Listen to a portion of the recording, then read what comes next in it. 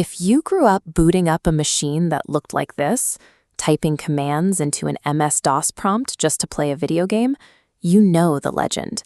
Most people see the young Bill Gates in this photo as a solitary tech god who built the digital world from scratch in a garage. But when IBM came knocking in 1980 looking for a personal computer operating system, Gates didn't actually have a product to sell them. The largest corporate giant on the planet was ready to sign a contract, and the entrepreneur across the table was essentially empty-handed. Believing that Microsoft grew solely through scratch-made innovation ignores the actual messy foundation of the industry. The real architect of the PC operating system was Gary Kildall. By the late 1970s, he was a highly successful software pioneer, generating significant revenue. Kildall's creation, CP/M, changed how machines functioned by introducing the BIOS. As this diagram shows, it's the mandatory translator that allows hardware and software to communicate. When IBM released this physical hardware, they needed Kildall's specific translation layer to make the machine anything more than an expensive paperweight. So how did the man who built the operational foundation of the PC lose everything to a rival who arrived with no product at all? The standard industry myth says Kildall missed the deal because he was too busy joyriding in his private plane to meet with IBM's executives. In reality, Kildall was in the air that day because he was flying to deliver software to another paying client. While he was gone, IBM's lawyers pressured Kildall's wife and business partner to sign a highly restrictive non-disclosure agreement before they would even explain why they were there. When Kildall finally arrived, the meeting turned into a fight over ownership. IBM wanted to buy his software for a single, one-time flat fee. Kildall pushed for a per-copy royalty instead. This graph shows why. He knew that as IBM sold more machines, the royalty model would generate exponentially more revenue than a flat fee.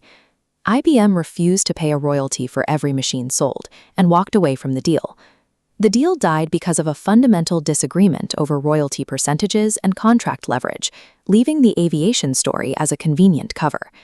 IBM pivoted to Bill Gates, who then sourced a messy direct copycat of Kildall's system called QDOS. Gates bought this clone software for a one-time payment of $50,000. After polishing the code, Gates successfully licensed it to IBM. When Kildall realized IBM was selling a system that looked exactly like his life's work, he threatened to sue them into the ground. To avoid a lawsuit, IBM agreed to offer both systems side by side, giving customers a choice between Gates's OS and Kildall's original. But IBM controlled the pricing. As you can see on this retail shelf, they priced the Microsoft clone at an accessible $40. On the same shelf, they priced Kildall's original system at $240. By creating this massive price gap for two systems that appeared to do the same thing, IBM effectively starved Kildall out of the market. Controlling the retail pricing architecture was more effective at securing a monopoly than engineering the best code.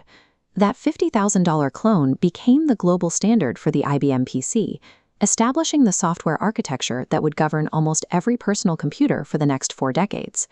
Bill Gates used this licensing strategy to build a global monopoly and become the world's most famous billionaire. Kildall, meanwhile, watched his rival amass a fortune off a foundation he had built, while his own name was slowly removed from the history of computing. Tragically, he died in 1994 from severe head injuries following a brutal brawl in a Monterey Diker bar. It was a brutal end for the man who actually designed the PC's operating system, occurring at the exact moment Gates was becoming the richest man on Earth. The modern PC market wasn't built on technical superiority alone. It relied on aggressive non-disclosures, pricing loopholes, and vendor control, proving that a ruthless business strategy often beats a better product.